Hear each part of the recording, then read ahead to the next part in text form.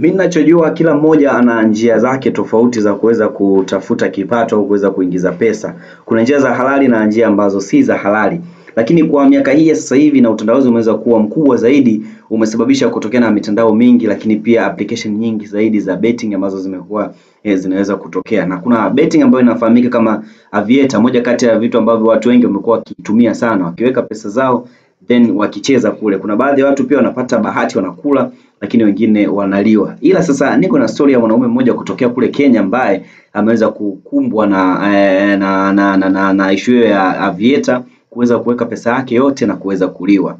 Niko na story yake ambayo nasema mwanaume mmoja kutokea kule nchini Kenya ameweza kupoteza zaidi ya pesa za Kikenya milioni 2.8 kwenye jukwaa la kamari la Aviator, pesa ambazo zilikusudiwa kuweza kufadhili masomo yake nchini Uingereza. Dismas Mutai ndio jina lake, ambaye alikuwa amejiandikisha katika chuo kikuu cha Anglia Ruskin huko London nchini Uingereza kwa kozi ya mwaka mmoja ya usimamizi wa miradi ya kimataifa. Sasa ameachwa bila makao, bila senti na bila matumaini yoyote. Na mkote hapa akisema kwamba nimenaswa na mtego ambao sikuwahi kutarajia maishani mwangu. Msongo wa mawazo unanipeleka kaburini pole pole.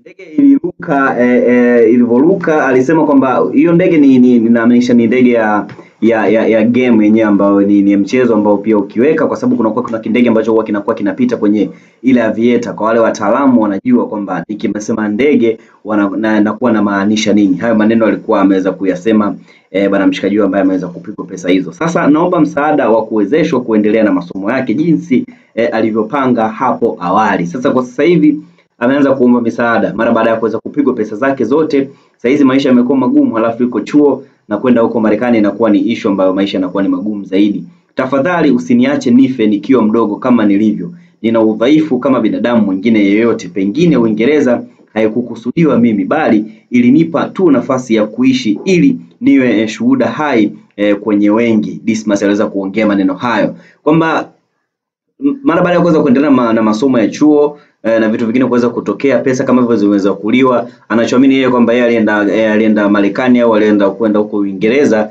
kuweza kusafisha macho tu, kwa sababu kitu ambacho alikwisha kukifuata hakuweza kukitimiza na kama ameshapigwa pesa zote kama hivyo ambazo zimetajwa. Lakini katika wadhifu huo amewatambulisha watu wengi wa umma, akiwemo aliyekuwa gavana wa Nairobi Mike Sonko, mbunge wa Kapsaret Oscar Sudi, seneta wa Nandi Samson Cherargei na gavana wa Nandi Stefan Sang, miongoni mwa maafisa wengine wengi wa serikali kutokea katika kaunti hiyo ya Nandi. Inaonekana hili ndio jimbo lake ambalo anaishi kule Kenya, akawa amewatag, lakini pia kuwataja viongozi hao ambao wanatokea kule nchini Kenya, labda akiendelea kuhitaji msaada, lakini pia kwa watu wengine akiendelea kuomba msaada kwa wote ambaye atakaweza kumsaidia ili aweze kumaliza masomo yake, itakuwa poa kabisa. Bana, tunapenda sana pesa, lakini pesa za kamari kama hivi zinakuwa zina impact tofauti. Yes, nimemkuta Dismas, lakini kesho inaweza ikawa kwako. Hii ni Sawasawa Digital, endelea kutufuatilia kwa taarifa zote kama hizi, utakuwa unazipata kwa muda wote ambao unakuwa unastahili.